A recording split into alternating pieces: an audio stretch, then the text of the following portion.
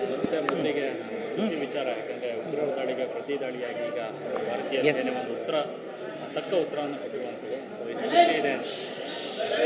ಇವತ್ತು ನಾನೊಬ್ಬ ಭಾರತೀಯಳಾಗಿ ನನಗೆ ತುಂಬ ಹೆಮ್ಮೆ ಪಡುವಂಥ ವಿಚಾರ. ಏಕೆಂದರೆ ಭಯೋತ್ಪಾದಕರನ್ನು ಬುಡ ಸಮೇತ ಕಿತ್ತು ಹಾಕುವಂಥ ಆಪ್ರೇಷನ್ ಸಿಂಧೂರ್ ಆಗ್ತಿರೋದು ನಾನೊಬ್ಬ ಭಾರತೀಯರಾಗಿ ನನಗೆ ರೋಮಾಂಚನಗೊಳ್ತಿರೋವಂಥ ಕ್ಷಣಗಳಿದೆಲ್ಲನೂ. ಏಕೆಂದರೆ ಒಬ್ಬ ಸಮರ್ಥ ನಾಯಕ ಇದ್ದರೆ, ದೇಶಕ್ಕೆ ನಾಯಕನಾಗಿದ್ದರೆ ಅವನು ಯಾವ ರೀತಿ ಉತ್ತರ ಕೊಡಬಲ್ಲ ಅನ್ನೋದನ್ನು ಇವತ್ತು ತೋರಿಸ್ಕೊಟ್ಟ ದಿನ. ಆದ್ದರಿಂದ ನನಗೆ ತುಂಬ ತುಂಬ ಸಂತೋಷ ಅನ್ನಿಸ್ತಿದೆ. ಅದಕ್ಕೆ ಎಲ್ಲರೂ ಕೂಡ, ಇಡೀ ಭಾರತೀಯರು ಪಕ್ಷಾತೀತವಾಗಿ ಎಲ್ಲರೂ ಕೂಡ ಕೈ ಜೋಡಿಸಿ ಅದನ್ನು ಒಗ್ಗಟ್ಟಾಗಿ ನೋಡ್ತಿರೋದಿದೆಯಲ್ಲ, ಅದು ಕೂಡ ನನಗೆ ಒಂದು ರೀತಿಯಾಗಿ ಸಮಾಧಾನ ತಂದುಕೊಟ್ಟಂಥ ವಿಚಾರ. ಈ ರೀತಿಯಾಗಿ ದಿನಗಳು ನಾವು ಮೊದಲೇ ಎಕ್ಸ್ಪೆಕ್ಟ್ ಮಾಡ್ತಾಯಿದ್ವಿ.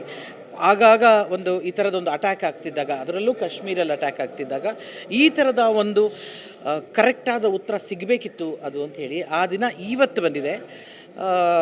ನನಗೆ ಅಫ್ಕೋರ್ಸ್ ಡೆಫಿನೆಟಾಗಿ ಸಂತೋಷ ಇದೆ. ಭಯೋತ್ಪಾದಕರು ಅದು ಯಾವುದೇ ಕೋಮಿನವರೇ ಆಗಿರಲಿ, ಯಾವುದೇ ಧರ್ಮದವರೇ ಆಗಿರಲಿ, ದಯಮಾಡಿ ಭಯೋತ್ಪಾದನೆಯನ್ನು ಬುಡ ಸಮೇತ ಕಿತ್ತು ಹಾಕುವಂಥ ಕೆಲಸ ಇವತ್ತಾಗಬೇಕು.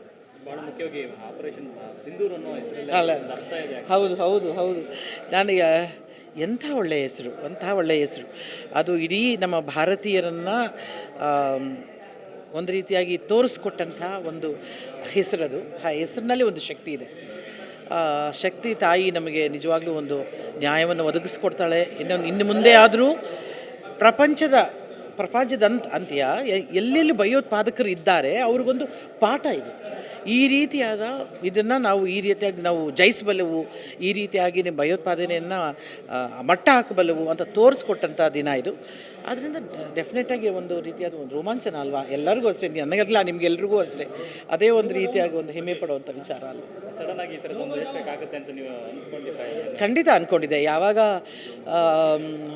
ನಿರಪರಾಧಿ ಮೇಲೆ, ಯಾವಾಗ ಸಾಮಾನ್ಯರ ಜನರ ಮೇಲೆ ಅಟ್ಯಾಕ್ ಆಗುತ್ತೆ, ಅದು ಯಾವ ಭಾರತೀಯರು ಕೂಡ ಮೆಚ್ಚುವಂಥ ಕೆಲಸ ಅಲ್ಲ ಅದು. ನಾನು ಅದನ್ನೇ ಹೇಳಿದೆಯಲ್ಲ, ಇದು ಯಾವುದೇ ಕೋಮಿನ ಮೇಲೆ, ಯಾವುದೋ ಧರ್ಮದ ಮೇಲೆ ಯುದ್ಧ ಅಲ್ಲ. ಇದು ಯುದ್ಧ ಬಂದು ನಮ್ಮ ದೇಶದ ಒಂದು ಘನತೆಯನ್ನು ಕಾಪಾಡಿಕೊಳ್ಳೋದ್ರಲ್ಲಿ, ಮತ್ತು ಆ ಭಯೋತ್ಪಾದಕರ ಮನಸ್ಸನ್ನು, ನಾನು ಈಗಷ್ಟೇ ಹೇಳ್ತಿದ್ದೆ, ಶತ್ರು ನಾಶಕ್ಕಿಂತ ಶತ್ರುತ್ವ ನಾಶ ಆಗಬೇಕು. ಆ ಶತ್ರುತ್ವವನ್ನು ನಾಶ ಮಾಡೋ ಮಟ್ಟಿನಲ್ಲಿ ಈ ಕಾರ್ಯಾಚರಣೆ ನಡೀತಾ ಇದೆ. ಸಾಕತ್ತಾಗಿ ಅನ್ನಿಸ್ತಾ ಇದೆ. ನನಗೆ ಹೇಳ್ತೀನಿ, ಒಂದು ಗಡಿಯನ್ನು ಕಾಯುತ್ತಿರುವ, ಯುದ್ಧದಲ್ಲಿ ಭಾಗವಹಿಸ್ತಿರುವ ಪ್ರತಿಯೊಬ್ಬ ಯೋಧನಿಗೆ ಕೂಡ ನಾನು ಇಲ್ಲಿಂದನೇ ಗ್ರೇಟ್ ಸಲ್ಯೂಟ್. ನಿಜವಾಗ್ಲೂ ಯುದ್ಧದ ಭೀತಿ ಇತ್ತು ಅಂದರೆ, ಈಗ ಪಾಕ್ಗೆ ಚೈನಾನ ಸಪೋರ್ಟ್ ಮಾಡೋದು ಹಾಗೆ ಹೀಗೆ ಅನ್ನೋ ಥರ ಇತ್ತು. ಅವಾಗೆಲ್ಲ ಒಂದು ಒಳ್ಳೆ ಪಾಠ ಆಗಿರುತ್ತೆ, ಉತ್ತರ ಆಗಿರುತ್ತೆ. ಅಂದರೆ ತಂಟೆಗೆ ಬಂದರೆ ಈ ರೀತಿ ಉತ್ತರ ಸಿಗುತ್ತೆ ನಿಮಗೂ ಅನ್ನೋ.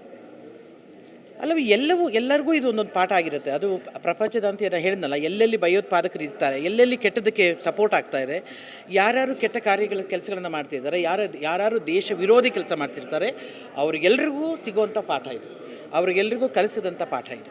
ಅದಾಗಲೇಬೇಕು. ಇಲ್ಲಾಂದ್ರೆ ಗೊತ್ತಾಗಲಿಲ್ಲ ಅಂದರೆ, ನಾವು ಸ್ಟ್ರೈಕ್ ಮಾಡಲಿಲ್ಲ ಅಂದರೆ, ನಾವು ಒಂದು ರೀತಿಯಾಗಿ ಅಫ್ಕೋರ್ಸ್ ನಾವು ಭಾರತೀಯರು ಶಾಂತಿಪ್ರಿಯರು, ಧರ್ಮದಲ್ಲಿ ನಡೆಯುವಂಥವರು, ಅದೆಲ್ಲವೂ ಸತ್ಯ. ಅದ್ರ ಜೊತೆಗೆ ಹೇಗೆ ನಡ್ಕೋಬೇಕು ಅನ್ನೋದು ಕೂಡ ನಮಗೆ ಒಂದು ಪಾಠ ನಾವು ಹೇಳ್ಕೊಡ್ಲಿಲ್ಲ ಅಂದರೆ ಅದು ನಮ್ಮ ಲೋಪ ಆಗೋಗುತ್ತೆ. ಅದರಿಂದ ಡೆಫಿನೆಟಾಗಿ ಎಸ್, ಅವ್ರಿಗೂ ಒಂದು ಗೊತ್ತಾಗ್ತಾ ಇದೆ ಈಗ ಏನು ಅಂತ ಅಲ್ವಾ.